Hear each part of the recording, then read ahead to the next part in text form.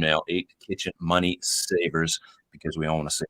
I'm gonna jump right into this, and then we'll head on into the chat in a little while, and we'll say hi. So if you wanna go to this next slide. So these, I'm gonna talk about these as we go along, and we will go from there. Make sure you hit the thumbs up if you're jumping on. I super, super appreciate it, and we will just see how that goes and vote on the poll as well. So here we go. Excuse me. Here's number 1. Oh, that's not number 1. I didn't even do anything. Here's number 1. All right. Priorities. So just listen along here, and you can weigh in on these as we go, and we'll chat about these. But this is priorities. We've got the background camera running here in the background. And so this is the first one, determining your priorities. So when you're heading into a kitchen design situation, if it's you're down the road a little bit, you're thinking this spring, this summer, this fall, you're going to plan a kitchen renovation. Maybe it's a new build, maybe it's a gut job renovation, whatever. We want to think about priorities and determine your priorities. So before starting your kitchen remodel, make a list of your top priorities, and this will help you determine which items you are willing to spend money on and which areas that you can save. Yes, I'm reading from a screen. And so here's some of the key things that you can think about when we're talking about determining your priorities. So functionality. Functionality should be number 1 on the list. At least it's my number 1 on the list. Kind of the basis of my whole channel is to help viewers design functional kitchens. And by functional, it means what's functional for you because you're the end user. So you really have to map out and determine your priorities in terms of functionality. You should determine about storage, your priorities in storage, the quality, the style, because style is important. You want your kitchen to look good. It doesn't just have to function well, but there is a certain part of us that likes the thing to look nice, at least when it's all finished. Lighting is very important, prioritizing those areas. Countertops, of course, is very important in a kitchen. All the different choices that we have, all the different ways that we can think about countertops. Flooring is absolutely important.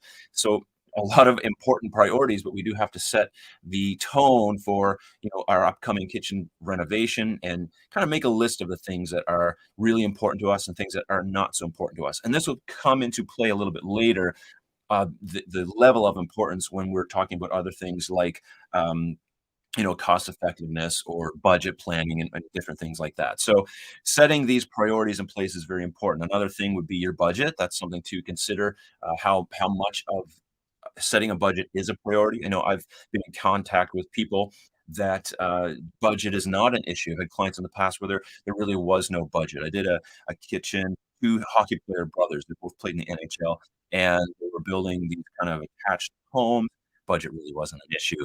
It was kind of sky's the limit.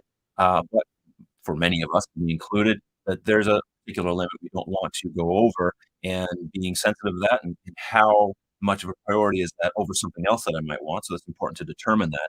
And then also accessibility options. Now, this might come into play with functionality, but you might also kind of put this in a separate sort of box because your kitchen can be functional, but you also, if you have certain accessibility needs that you need your kitchen to be designed for, then that has to be put in some kind of priority list as well. So I think it's really important to kind of make a list of priorities. Those are just some suggestions that you can start with to say, what is the most important for me? Do I want to have a functional kitchen, or am I really, really set on a particular countertop that I want to have, and then everything else falls underneath that? And then once you have that, you sort of have this kind of list that you can go down to figure out what is most important, and this helps you save money because you're not just getting it to the end of the project and you're like, "Oh, I really wish I did this instead of this. I didn't think about that. I wish I had thought about that and not have done this with my flooring or my countertop or whatever." So prioritize that and plan, I think is a very important first step, not only in a lot of things, but in kitchen design, in the renovation process. Make sure that you plan, as much as you can. Now, that doesn't mean that you'll get out of this thing scratch free, but the more you plan, the better. And starting off with priorities is a good way to do it. Let's look at number 2, and this is research. And maybe I'll bring up a different screen here so we can see what this looks like. Research. Here we go. Now let's do this one. Let's just do me. Where am I at? Hey, there I am. Okay, research. So let's talk about this for a minute. So research the costs of materials and appliances that you want to use in your kitchen. Obviously, this goes without saying, but a lot of people don't research the cost of these materials. They sort of let it all happen, and then they're really, really surprised when they get a quote from a contractor or a kitchen supplier or an interior designer at the cost of this thing. It's like, wow. But they didn't do any research to kind of set the tone. You have to um, it's almost like price anchoring in the sales world. It's to kinda anchor yourself so that you have somewhere to fall back on, say, "No, this is what I was expecting because I did a little bit of research." So comparing prices from different suppliers is very important and, to find the best deals, and you wanna make sure that you're comparing apples to apples. Not all kitchens are the same, and which we know, but you can easily compare quotes from 2 different suppliers or 3 different suppliers that really are a different product, and you wanna make sure that those products are comparable. So you're not comparing, um yeah, I just seen I'm trying not to look at the comments. So you're not comparing, an IKEA kitchen to a custom kitchen to a semi-custom kitchen. The design and the functionality can all be almost exactly the same. The kitchens could almost look identical, but you're really not comparing the same thing overall. There's quite a bit of difference there. So you wanna make sure you're comparing similar products to similar products, and this can be not difficult to do, but if you don't know how to do it, you might not know to ask those questions, and so make sure you're comparing things equally. Um, and be careful when you're comparing, not,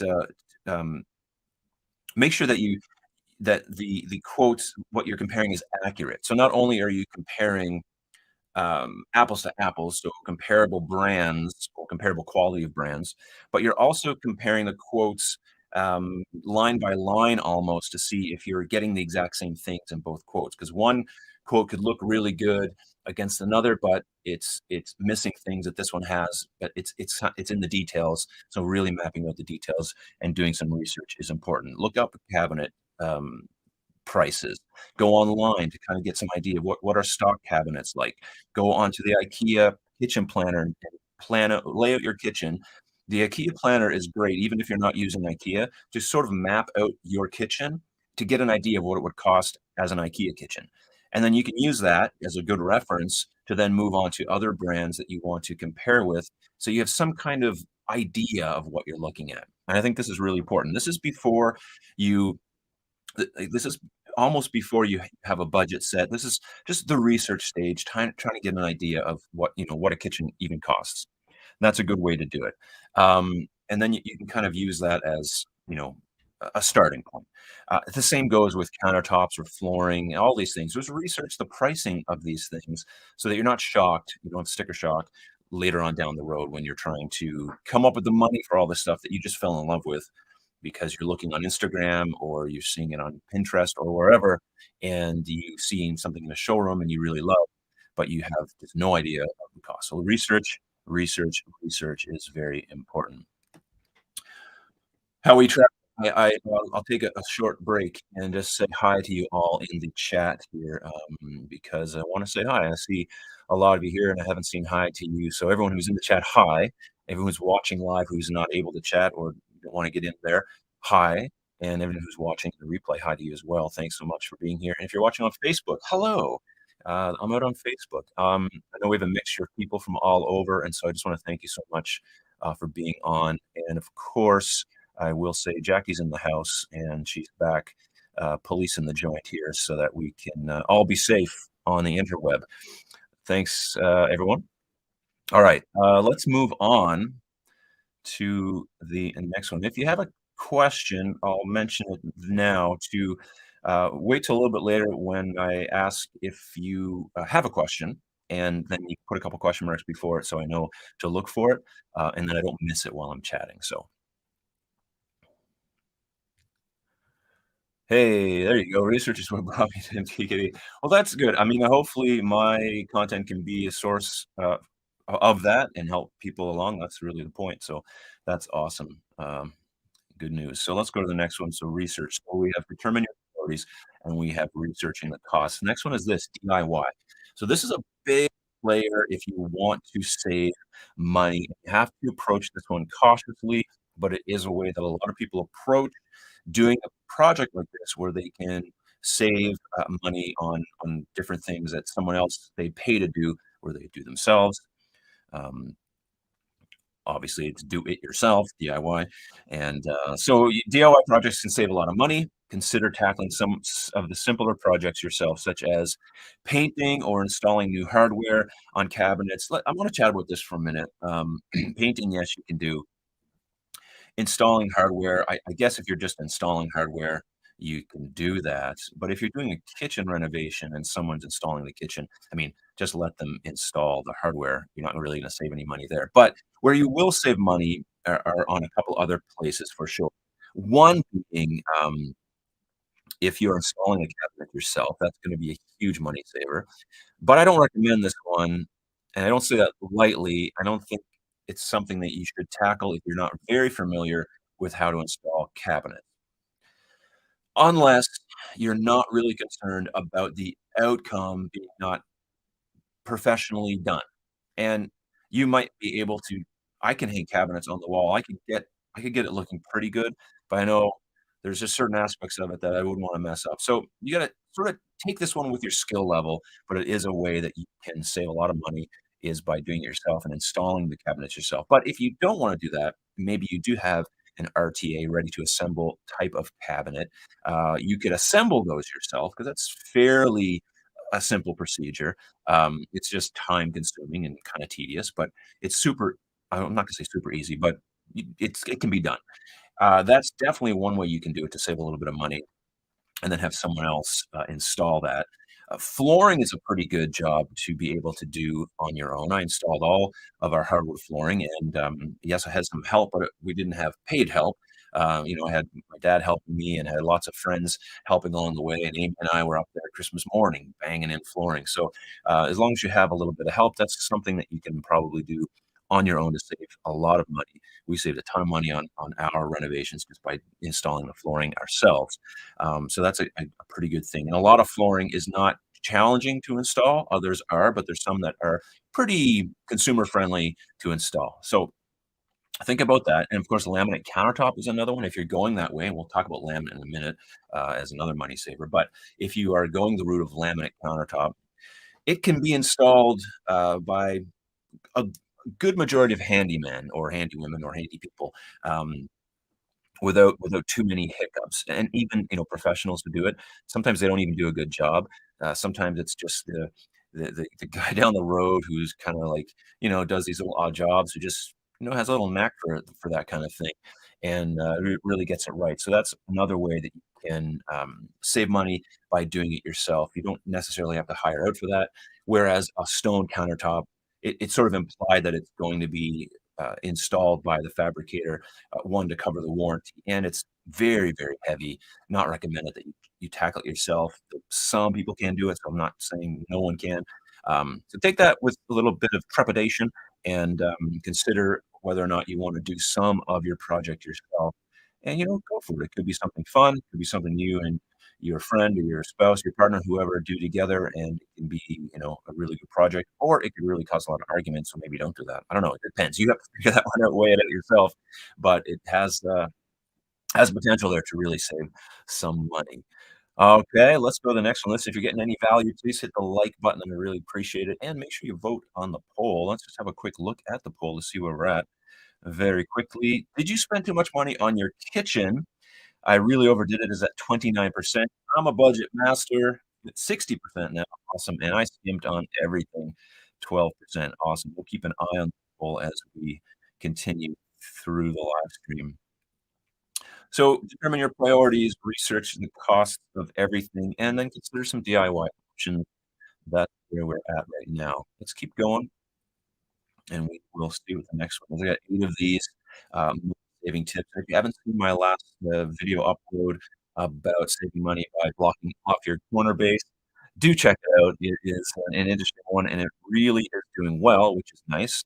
Um, and I think it's actually, something that should be considered, if you're trying to save a little bit of moolah in your kitchen, though there's lots of ways you can save moolah and lots of ways you can spend it. Let's go to this next. Low cost. Really what this title should say is use cost-effective materials. But I couldn't fit all that on the slide. So well, I could, but I wanted it to be big like this. So using cost-effective materials is definitely a way that you can go to, give yourself a little bit of breathing room when it comes to budget. So let's chat about this for a minute. Opt for cost-effective materials that are still high quality, so it is important that you do that. You just because something is a lower cost does not necessarily mean that the quality has to be, in the toilet. It can be still good quality, but a lower cost option. So that's what we want to do. Uh, woo woo. All right, I'm making waves. I'm changing lives. Corner cabinets. Um, all right, so one of these materials is laminate. So we mentioned before DIY option, but laminate instead of a granite or a quartz or another stone can save you considerable amount of money. And uh, if you're comparing it to, apples to apples in terms of the size and scope of the job, you could be saving upwards of 300%. Where'd you get that number? Well, I pulled it out of the air. I did a little bit of research to figure out how much money, a particular job would cost. And to do that the same job from laminate, and yes, there's a price difference, in that field, and then to a stone, which is a variety of prices, but you can expect around a 300% savings. That's a lot of money, depending on the size of the job. Another thing is particle board. Well, actually, let's just go back for a minute and before I talk about this. And and and I wanted to say uh, laminate is not that bad of a material. Yes, it is what it is, but I was watching, some YouTube shorts the other day, and Michael from Kitchen Cider, popped up, and I hope you've watched his latest video, it's really good. So super, nice guy, really good content. But he had a short that popped up on my feed about laminate pros and cons. I don't you can check it out on his channel, you can see it, but it's really good. But it's just talking about some of the pros and cons, obviously, of laminate countertop, and really, laminate's a pretty decent way to go if, you're trying to save money, and even if you're not, it's not even that bad of a thing. So, I know a lot of us here, certainly don't mind the laminate, but I get some flack sometimes from people, like, "How could you even recommend that?" Well, 1, it is lower cost. It is a very decent surface as long as you treat it the way it's supposed to be treated. You'll get a long life out of it, and you can replace it for a fraction of the cost that you would if you had stone. Yes, stone would be lifetime, but maybe you'll get sick of the color. With laminate, you can change it out later. So that's just something to consider. Next thing is particle board versus plywood. And I figured this would be about a 32% savings if you have a plywood cabinet versus a particle board cabinet. Now, all things aside, not making an argument of which one is better. That's not what I'm mentioning here at all.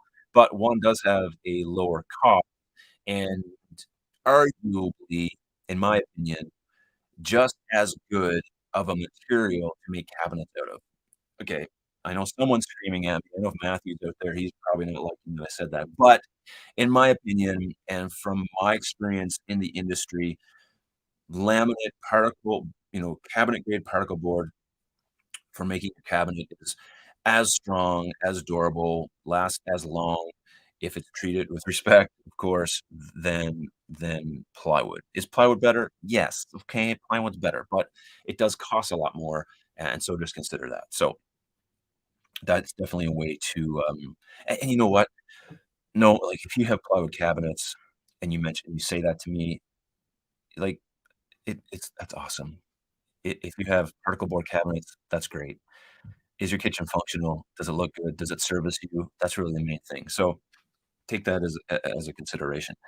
So these can really add up pretty quick. Another one is vinyl sheet flooring or cost-effective flooring such as vinyl, some laminates, bamboo. So these are just some more cost-effective floors that are very good quality. You can get really good sheet vinyl, the rolling, roll-out sheet of vinyl, that's quite thick. It doesn't need any underlayment and it can go right down on a subfloor. So it's a great way and you can do it yourself. So it's a great way to save some money on flooring if you wanna go that route. So consider that if you're trying to do cost effective, um, Materials. There's Matthew. Hey, can't vote yet, but I'm terrified I'm gonna spend too much. Yeah, likely.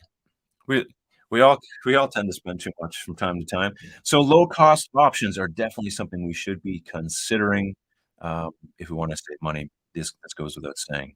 Maybe all of these goes without saying, but it's something interesting to chat about. Hit that like button if you're on your way in here, if you're looking around, and watching content, and if you haven't subscribed yet and you've been watching my content, I'd invite you to subscribe if you like it and you wanna be updated, by my face on your feed, then that's something you may wanna consider, and if not, you're still gonna get my face because you watch my videos, so the algorithms will be like, "Oh, I'm just gonna keep feeding you that." Anyway, let's do the next one. Used. What am I talking about here? Well, this has to do with buying used or refurbished appliances, or cabinetry or anything in the kitchen. You can buy things that are used. What are some of these things? Let me just chat here. So refurbished appliances can be a great way to save money. Look for appliances that are still in good condition and that have been previously owned. So you can there's the Habitat for Humanity has a place you can buy refurbished appliances. You can look on Facebook Marketplace, Craigslist or Kijiji or those types of, websites, and open box appliances from retailers are great ways to find deals on appliances. And I think this is definitely something that gets utilized. Amy and I bought appliances for our last house, um, as they were, showroom appliances. They were just in the showroom models in the appliance, showroom, and we bought them for a really great discount price, and, they lasted. We had them for 7 years before we sold the house, and we sold the appliances with the house, so I think they're still in there. And so that was a great way for us to save money and get a little better appliances that otherwise we wouldn't have been able to afford. So that's definitely a way to do it. Now another thing, now I'm in Canada, of course, but I'm sure in the US or UK or wherever you live, this could exist, as well. But in Canada, I know for sure, the government has an auction website where you can find things that they're auctioning off. There's tons of things in there from vehicles to office supplies to small appliances to, you it's unbelievable what's in there. So you can go on that website, you just Google it, maybe for your country, like government auction website or something like that, and you'll be able to find, lots of things in there if you just snoop around a little bit and see all the stuff that the government's getting rid of. And, because every year they have a budget, and so they wanna spend the budget on things and so that, they get rid of some stuff. So that's a great place to look, and, yeah, I know people who've got cars there and stuff like that, but you can get all kinds of stuff and likely something for your kitchen as well, so it's worth looking at. Um, so that's all good. Jackie, what are you saying? I got my washer dryer during the pandemic at a used appliance shop after waiting 4 months for my new ones to arrive at Home Depot. They never did, but the washer dryer works or something. So there you go. Sometimes, especially through the pandemic, there's a problem getting, appliances and, so that's a great way to do it. So that really works if you wanna put in some time to look around on those options and, find yourself some deals. Okay. So that was number 5. Let's go. Or as my kids say, "Let's go." Alright, buying used. Let's go to the next one. So this is number 6. Issues. Issues. Plan for unexpected costs is really the title of this slide. Budget for unexpected costs, such as plumbing or electrical issues that may arise during a remodel. I'd like to say this, not only plumbing and electrical, but everything. Um, you are this is going to happen. You are going to have some type of issue. This is not naysaying. I'm not trying to prophesy this into your future. I'm just telling you the realities of kitchen renovations. There's gonna be some hiccup. So plan for the unexpected. Um, so that it's not unexpected. It should be just planned for the expected issues, okay? So think through that. Now, how do you know what this is? It's hard to know. Well, here's the thing. You need to work this into your budget. We'll talk about budget in a minute, but you need to work this into your budget. 10, 20% is a pretty good number. I mean, it could be any number. I don't know what's too high, what's too low. A lot of variables there, but plan 10 to 20%, maybe split it 15% or whatever.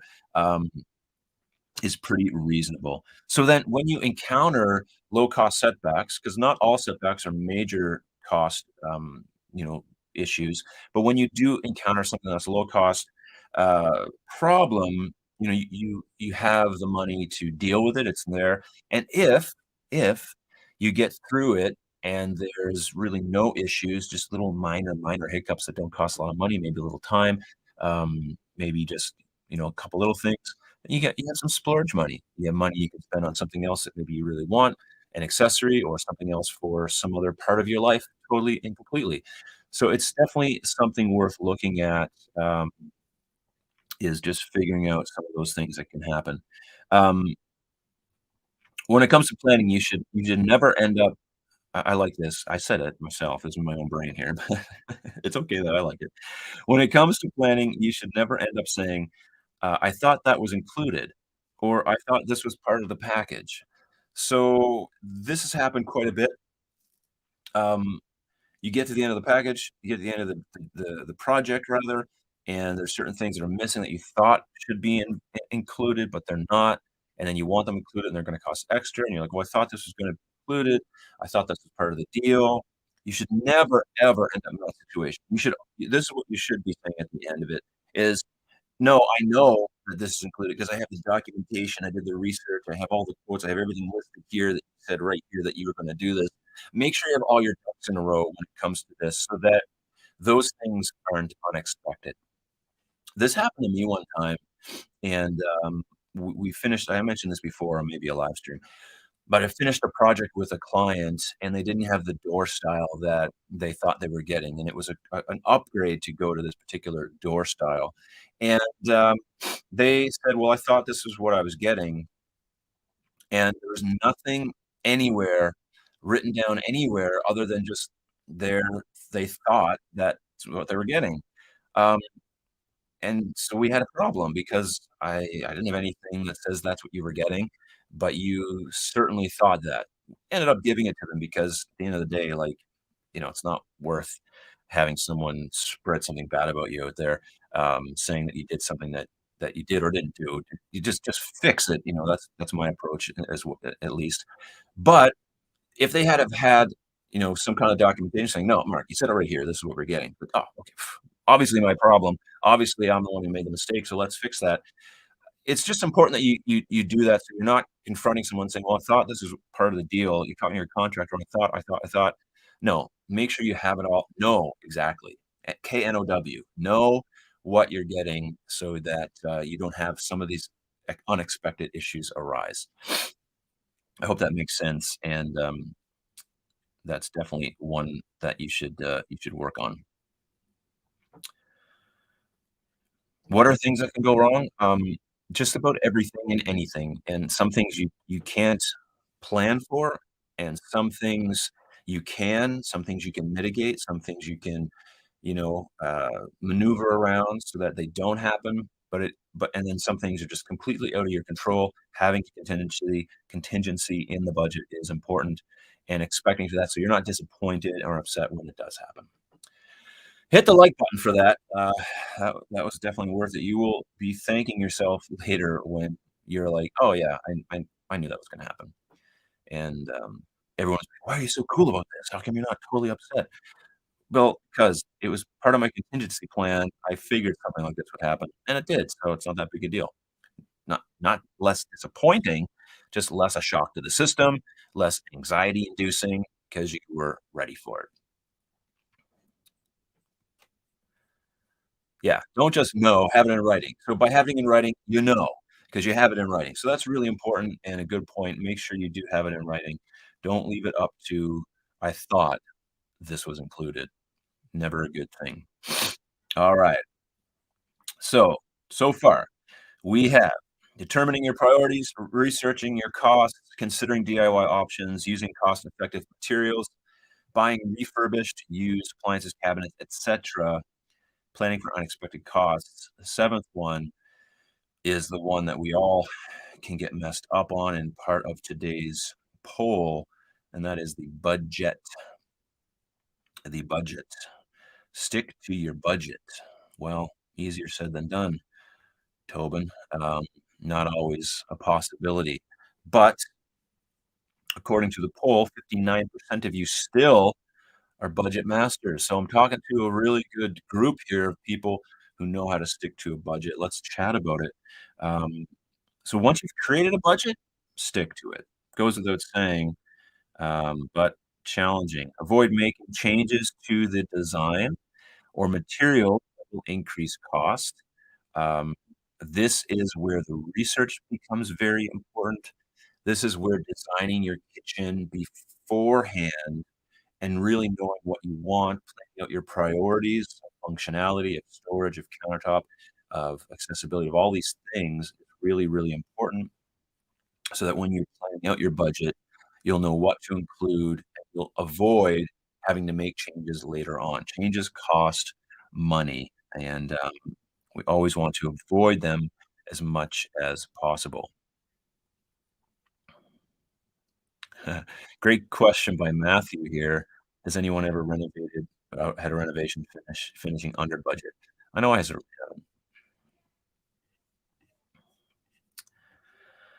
all right, so, another thing to consider when you're thinking about budget is to include labor costs into that budget. Sometimes this doesn't happen, especially if you're kinda piecemealing out the project. If you're having this taken care of by somebody, then some of these costs could be included, but oftentimes it is important to know what you're paying for labor, how much you're paying for labor, and having that as part of your budget.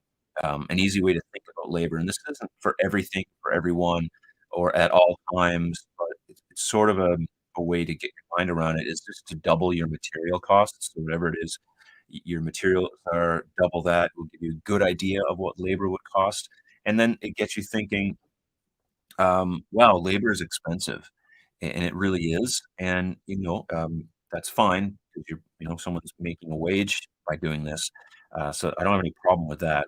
If you wanna do the DIY option from before, this is a good place to do it, but, knowing that cost is very important. Having that into your budget is also something you should be considering, and so how do you know, what your budget should be, I guess, is a big question. So this is where researching and getting preliminary quotes will help. So something you can do is to get some quotes, get some designs, use, the IKEA planner for this, to get an idea of what things are going to cost, how much, materials are, so that then you have some ammunition to go and set a budget. And also whatever your budget is, whatever this number is, it doesn't it's okay that you don't spend every dime, of it. Like, you don't need your kitchen to match your budget. You just wanna get the best kitchen for you. You wanna get the best materials. You wanna get the best things that you want in your kitchen, your priorities. You wanna get all that stuff. Um, and your budget's just, kind of this big brother saying, "Okay, like, you gotta watch it here, maybe do this. We wanna get this right." And, kinda gives you a limit so you just don't go overboard. However, um I see a hot tub. I love that. Um, However, it is important that you do this, researching prices, getting preliminary quotes, and getting some kind of baseline, some kind of price anchor, so that you can go forward confidently with a kitchen budget. So you have cabinetry, you have countertops, you have flooring, you have hardware, you have appliances and then sinks and accessories like that. Of course, you have all the labor involved, and then maybe the other things like if you have to build walls or repair gyprock or put up paneling or put up backsplash or electrical plumbing, all these types of things, get some pricing quotes together so you have an idea.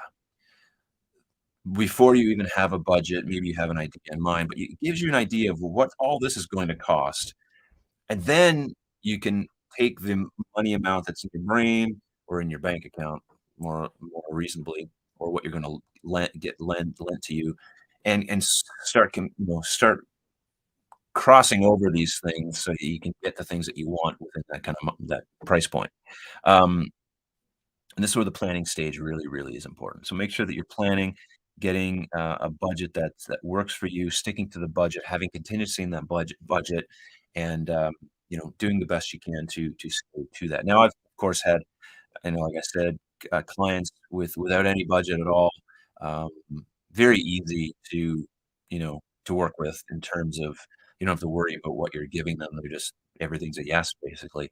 And then clients that were very budget conscious, um, you know, really trying to stick to it. And then a lot of people sort of in the middle. There's it's okay to go a little bit over. Obviously, it's okay to go a little bit under. A lot of us fall into that category, but, according to the budget masters here at 55%, you guys got this locked down, and, so that's really good. So that's sticking to your budget is very important. I mean, maybe that should be number 1 because if you are, trying to save money in your design, you'll want to figure it out in this stage for sure. Number 8, the last one on my list of ways is, uh, is this one here, don't quality, but really don't sacrifice quality. So saving money doesn't mean you have to have things that are have less quality or are cheap, and, Scott saying, "Yes, right, yes for custom, no for IKEA." Um, but you definitely well, speaking of quality, that's interesting. You, you want to have materials that are as good of a quality that your budget will allow and that are important to have. So while it's important to save money, you don't wanna sacrifice quality. So choose materials and appliances that last, and don't need to be replaced, every year type of thing, or are gonna fall off the wall or, whatever the case may be. I think the general idea here and what I'm trying to get at is to make sure that you're not just getting things that are cheaply made, but that doesn't mean that low cost is cheap. Choose the best options for your budget. And, you can lose money in the long run by selecting cheap options and just low quality options. So you wanna balance that out with everything else. So just because something might be more expensive or it's taxing on the budget, maybe it takes away from somewhere else, this is where the priority list from number 1 becomes very important. So you know that, okay, when it comes to countertop versus flooring, I'm not budging here with countertop, so I definitely, have to figure out what I'm gonna do with flooring, and so maybe something that is a lower price, but still a decent quality is the option I'll have to go with. Or maybe I absolutely want plywood cabinets, and so I'll have to think about something else that is maybe a lesser quality, but or a lesser price, but still good quality that I'll have to go with. So that is, very important because, yeah, in the long run, you can definitely lose money because you have cheaply made things, and, sometimes you don't know that you're getting cheaply made things, but as best you can, try to put that into the budget. So let's just quickly recap. I hope that was valuable for you if you're watching, trying to save money on kitchen renovation. These are some ways. Of course, my video from Saturday is very specific, talking about just a corner cabinet and how you can save some money there. But let's just go back. We'll just do a quick recap of these priorities. Is number 1, get your priorities straight, boy. Uh, sound like a parent. Make sure that you're picking functional, you know, storage, quality style, whatever it is. Research, the cost of as much things as you can find and try to compare, apples to apples for sure. Consider DIY when you're doing anything in your kitchen if you can. Using low cost, or cost-effective materials is obviously a great way to save some money. And then, of course, buying refurbished used appliances, cabinets, countertops, hardware, whatever it is you can find good quality things out there. Everything doesn't have to be brand spanking new for it to be good. Plan for unexpected issues to come up, unexpected costs. Make sure you have a contingency for that. Stick to your budget as much as you can, and don't sacrifice quality, if you can help it, do your best to do